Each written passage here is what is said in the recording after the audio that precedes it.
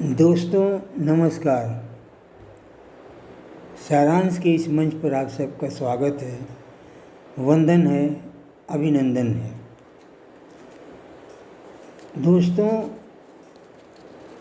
15 अगस्त वर्ष 1947 में भारत जब आज़ाद हुआ, उस समय कुछ जातियों का पिछड़ापन, उनके प्रति समाज में छुआछूत का भेदभाव तथा उनकी दयनीय आर्थिक स्थिति भारत की एक प्रमुख समस्या थी। इस कुव्यवस्था को दूर करने के लिए राज्य सरकार ने जातियों का ध्यान रखा और जातीय पर आधारित आरक्षण का प्रावधान कर दिया। यहाँ यह कहना ज़रूरी है कि ये जाति की व्यवस्था, ऊंच नीच तथा छुआछूत की व्यवस्था हमारी सनातन संस्कृति के अनुरूप नहीं थी, क्योंकि सनातन संस्कृति हर किसी में ईश्वर अंश होने के कारण सबको एक समान मानता है और मानने के लिए कहता है, क्योंकि ईश्वर अंश की उपेक्षा कौन कर सकता है। एक प्रार्थना है, सर्वे भवन्ति सुखिनः, सर्वे सन्तु निरामया, सर्वे भद्राणि पश्यन्तु माँ कश्चित् दुर्भाग् भवेत्। यानी इसमें सबको समान माना गया है। इसमें इसका वर्णन नहीं है कि इस जाति का कल्याण हो, उस जाति का नहीं, ऐसा कुछ भी नहीं है।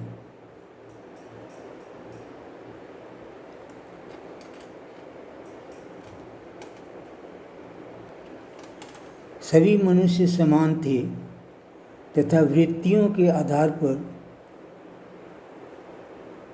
इन्हें वर्ण व्यवस्था के अनुसार 4 वर्णों में विभाजित किया गया था। वर्ण की परंपरा वास्तव में गतिशील थी, यानी कोई एक व्यक्ति एक वर्ण से दूसरे वर्ण में परिवर्तित हो सकता था अगर उसकी वृत्तियां उस तरह की हो जाएं और उसमें मेधा उतनी विकसित हो जाए। जातियों का जन्म कब हुआ यह निश्चित रूप से कहना संभव नहीं है, किंतु लोगों ने बाद में अपने पेशे को ही अपनी पहचान बनाना आरंभ कर दिया। अपने आने वाली पीढ़ियों को भी अपने उसी पेशे की ट्रेनिंग देकर उसी पेशे में नियुक्त कर देते थे और इस तरह से विभिन्न वर्ग जैसे लोहार, बढ़ई, सोनार,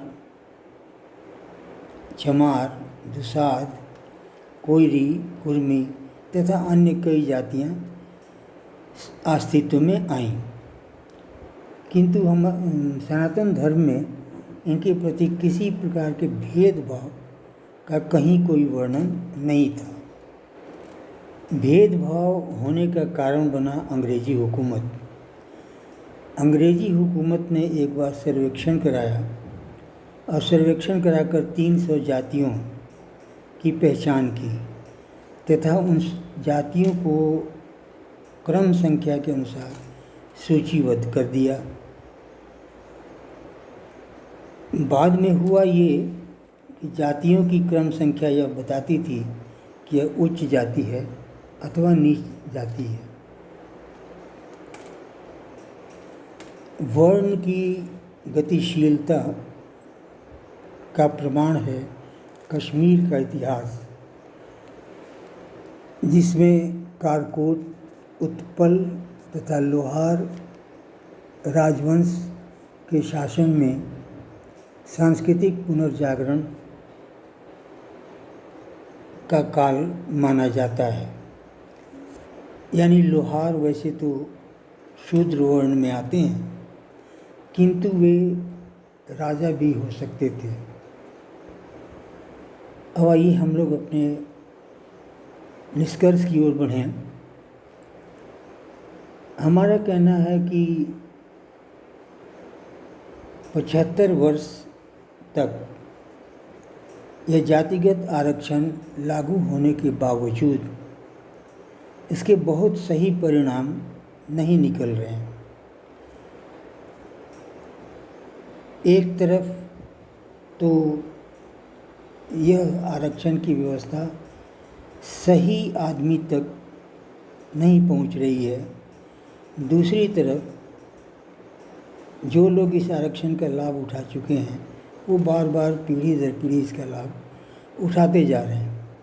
इस तरह से आरक्षण की मूल आत्मा ही नष्ट हो जाती है, आरक्षण का उद्देश्य समाप्त हो जाता है। आइए उन दुष्परिणामों की चर्चा करते हैं। जैसा ऊपर हमने कहा कि यह जाति आधारित आरक्षण सही आदमी तक नहीं पहुंच पाता है, जबकि दूसरी ओर कोई आदमी पीढ़ी दर पीढ़ी इस आरक्षण का लाभ उठाता जाता है। इस तरह से देखा जाए तो ये आरक्षण एक वर्ग में या कहें हर जाति में दो वर्ग उत्पन्न किए हैं, अगड़े तथा पिछड़े। पिछड़े में उन लोगों को रखना होगा या पिछड़े वर्ग में वो लोग आते हैं जो अपने बच्चों के लिए शिक्षा नहीं खरीद सकते, इसलिए आरक्षण हो या नहीं हो उनके लिए कोई फर्क नहीं पड़ता है।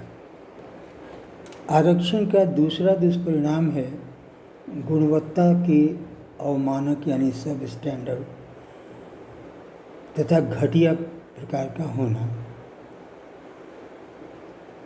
किसी भी व्यवस्था का परिणाम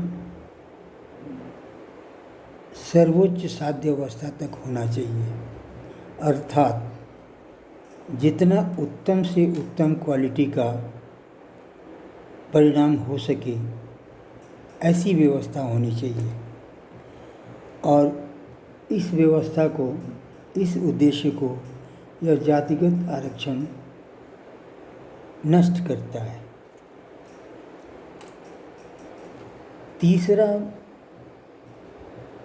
दुष्परिणाम है कि आरक्षण लोगों के अंदर उद्यमिता तथा पराक्रम का नाश करता है, इसको नष्ट करता है। क्योंकि लोग अपने कैरियर के बारे में निश्चिंत हो जाते हैं और इस बात के लिए निश्चिंत हो जाते हैं कि वो परीक्षाएं पास करेंगे और एक दिन उन्हें डिग्री मिल जाएगी। इसलिए इसका सबसे बड़ा दुष्परिणाम यह है, यह लोगों में उद्यमिता तथा पराक्रम को नष्ट कर रहा है। अगला विषय ये है, हम सभी को ये समझना चाहिए और इसकी पहचान करनी चाहिए, इसे मान्यता देना होगा कि गरीबी सभी प्रकार के पिछड़ेपन का कारण है। तो क्यों न गरीबी को आरक्षण का आधार बनाया जाए,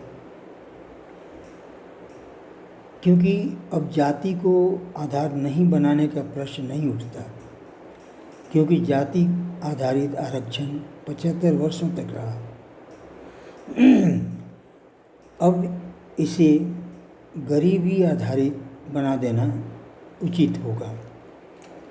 इसमें सभी जाति तथा सभी वर्ग के लोगों को इससे लाभ मिले।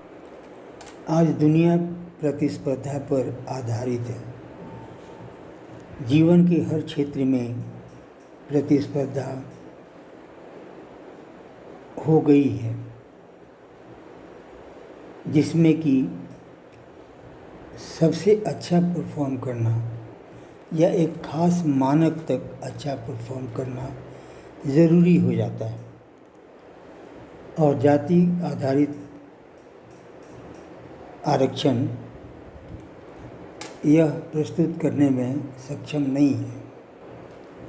अब समस्या आरक्षित जातियों में ये होती है कि वे डिग्री लेकर तैयार हो जाते हैं और सरकारी नौकरियां प्रति वर्ष कम होती जा रही हैं, तो वहाँ उनका समायोजन होता नहीं है और निजी क्षेत्रों में स्पर्धा के कारण वे लोग कम्पीट करते नहीं हैं।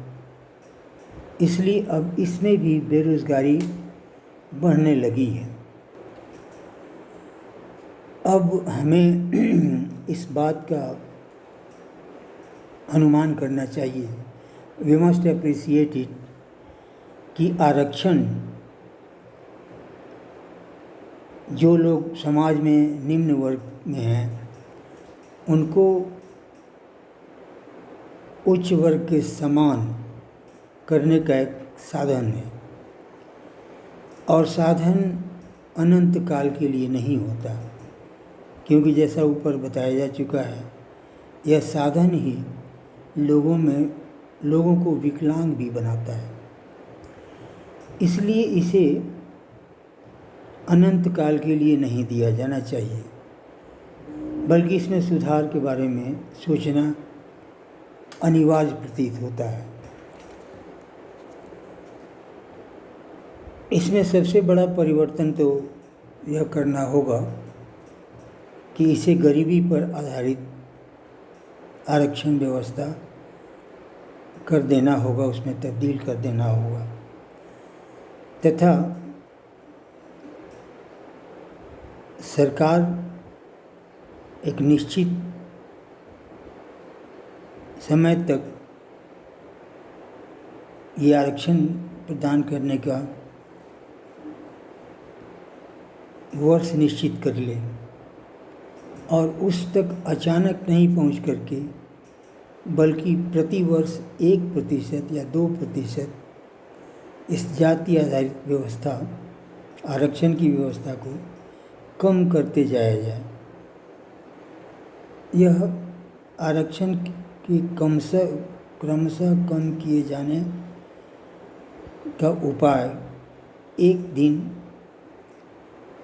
आरक्षण को समाप्त कर देगा तथा संबद्ध जातियों को अधिक परिश्रम, अधिक उपक्रम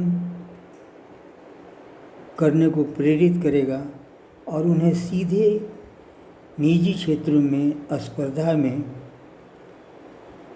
एक मानक स्तर से ऊपर परफॉर्म करने की चेतना जागेगी और वे करेंगे। हम जब तक उन्हें विकलांग बनाकर रखेंगे वे बने रहेंगे। मानव का यह स्वभाव होता है। तो दोस्तों, ऊपर कही गई सारी बातें एक सुझाव मात्र हैं।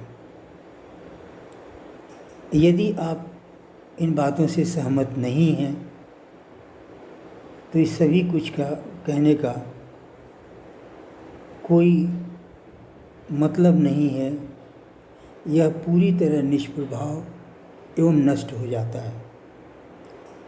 यदि आप कुछ इसमें प्रतिक्रिया देना चाहें तो आप निश्चित हमें दे सकते हैं और यहाँ तक मेरा साथ देने के लिए आपका बहुत बहुत धन्यवाद, आभार, नमस्कार।